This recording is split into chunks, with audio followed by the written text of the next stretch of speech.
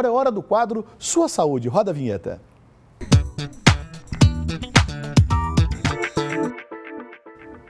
Hoje vamos falar das doenças pulmonares que dificultam a respiração e podem até levar à morte. Aqui no estúdio eu recebo a médica pneumologista, a doutora Michele Andreatta. Doutora, bom dia, bem-vinda ao MG no Ar. Bom dia, prazer. Tudo bem? Tudo bem? Um assunto importantíssimo e a gente começa, doutora, com uma pergunta que vem das ruas do Carlos Eduardo. Pode rodar a produção, por favor? Olá, meu nome é Carlos Eduardo, sou do bairro Alto Vera Cruz e queria saber quais são as principais doenças pulmonares. Bom, existem várias, algumas mais conhecidas, outras menos conhecidas. Eu vou falar as mais conhecidas para a gente começar o assunto. Asma, bronquite, que elas são muito parecidas, têm algumas diferenças, mas para aquelas pessoas que fumam tem um enfisema, e a pneumonia, que está em todos os lugares. Qual que é a mais letal delas? A pneumonia, com certeza. A pneumonia, né? É. Mata mais. É porque ela pode ser consequência das outras, né? Então, ela pode ser consequência, quem tem DPOC, por exemplo, pode ter pneumonia e isso é muito mais letal do que uma pessoa que nunca teve problema respiratório. Agora tem a pergunta da Núbia. Põe no ar. Meu nome é Núbia, meu bairro é Santa Teresa. Como diferenciar bronquite de asma?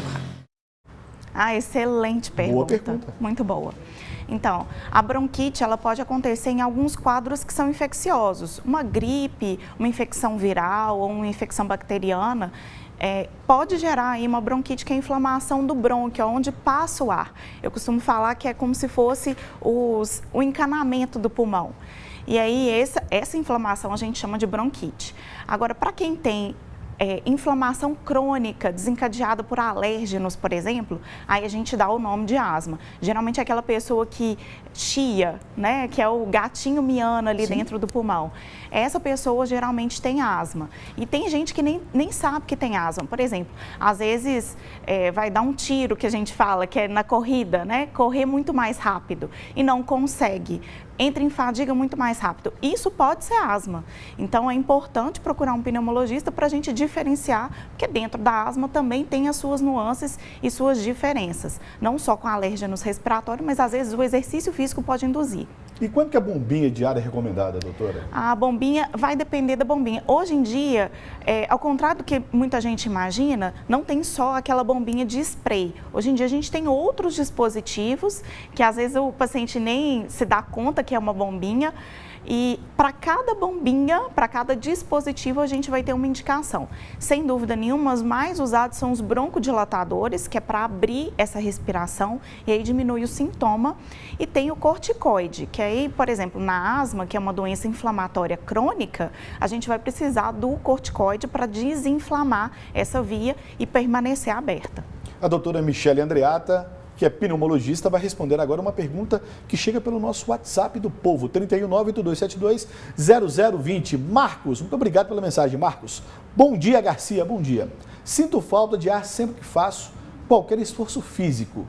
É possível que seja bronquite, doutora? Nossa, acho que eu já até respondi essa, né? Exato. Então, pode ser uma bronquite crônica, que a gente pode dar o nome de asma, mas para isso precisa fazer exames. E aí, diante dos exames é que a gente vai ter certeza que se trata de uma asma. Porque pode ser algum outro problema que não relacionado a um alérgeno ou alguma doença crônica. Às vezes tem uma obstrução, uma alteração anatômica, muitas vezes do nariz, que aí a pessoa sente mais falta de ar durante o exercício e não sente no dia a dia. A Maria do Carmo tem uma dúvida agora, vamos lá.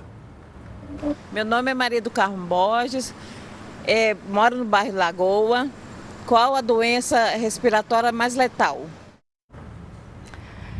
Sem dúvida nenhuma, a pneumonia.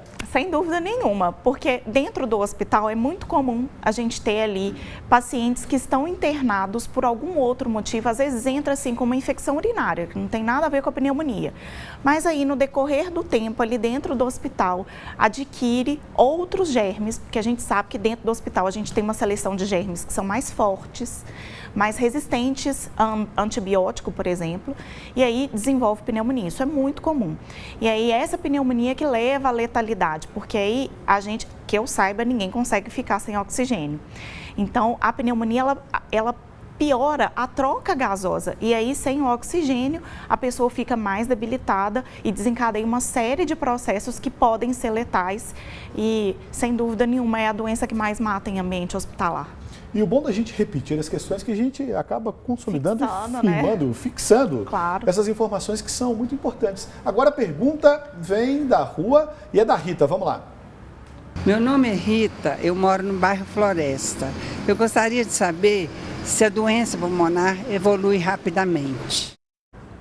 Isso vai depender de como a pessoa estava antes e qual tipo de doença que a gente está vendo. Desculpa.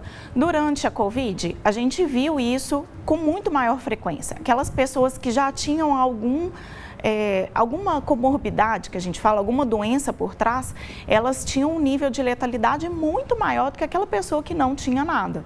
Então, as pessoas que tinham pressão alta, obesidade, a gente viu que a doença evolui com muito maior rapidez. E essa rapidez da doença faz com que tenha maior extensão e a extensão da doença pode levar à letalidade, que é a morte. 8h30, a pergunta agora é da Rosana. Meu nome é Rosana, eu moro no bairro Nossa Senhora de Fátima, pertence a Sabará. A minha pergunta é essa: doença pulmonar tem tratamento diferente? Com certeza. Vou listar 3 tipos que são completamente diferentes para a gente entender como funciona, tá? Então, tem aquelas doenças que são aqui, ó, pingadeira no nariz, coceira, tosse, que vão se assemelhar, por exemplo, à asma. Nessas doenças, a gente usa, às vezes, remédios para o nariz, remédio para o pulmão, que tenham um corticoide. E aí a gente diminui essa inflamação.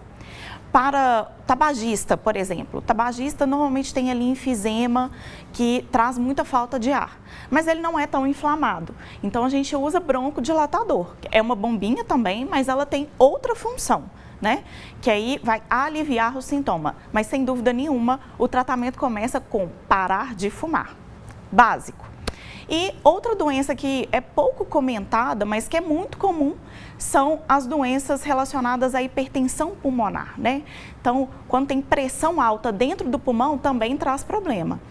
E aí, uma doença que é comuníssima e que ninguém fala, que pode levar a falta de ar e até hipertensão pulmonar, é a apneia do sono. Que 30% basicamente da população tem apneia e não tem diagnóstico, né? E o tratamento dela não tem nada a ver com bombinha, tem a ver com uma máquina que faz a pessoa respirar durante a noite toda e assim eu diminuo as chances dela parar de respirar durante a noite e com isso levar à morte. Com isso levar um monte de outros sintomas, inclusive a hipertensão pulmonar, que é o aumento da pressão dentro do pulmão. Doutora Michele, tem pergunta pelo WhatsApp, vamos lá, enche a tela. 31982720020. A Ana Júlia Nunes, muito obrigado, querida, pela mensagem. Bom dia, Garcia, bom dia. Gostaria de saber por que quem está em tratamento oncológico é mais suscetível a ter pneumonia. Boa pergunta. Basta a gente pensar que no tratamento oncológico eu estou combatendo células que são do próprio corpo. Para isso, eu vou usar uma medicação que vai frear a liberação do corpo de células novas. E aí, quando eu tenho uma infecção, o meu corpo não consegue fabricar células novas para combater aquela infecção. Então, aquela infecção começa a ficar mais grave porque a bactéria ou o vírus ganha espaço. Não tem célula, eu costumo falar que não tem exército para combater essa guerra.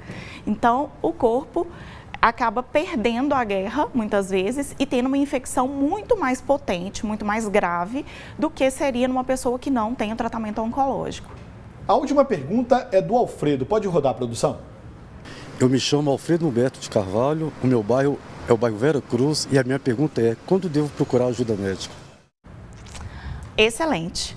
Então, quando você tem aquele sintoma que é persistente, né, seja tosse, seja falta de ar, é indicado procurar um médico. Muitas vezes o otorrino ou o pneumologista, dependendo do que se sente, né, se é nariz, se é mais relacionado ao corpo todo, mas é importantíssimo. Aquele sintoma que é persistente, uma tosse que não passa, que tem ali mais de 3 semanas, uma falta de ar que ela se repete ou que ela está piorando, aquela secreção que nunca para, que não é normal acordar com o nariz escorrendo todo dia, viu, gente? Nem tossindo. Então, se está acontecendo acontecendo isso, já está na hora de procurar um médico para a gente conseguir tratar e muitas vezes prevenir aí complicações.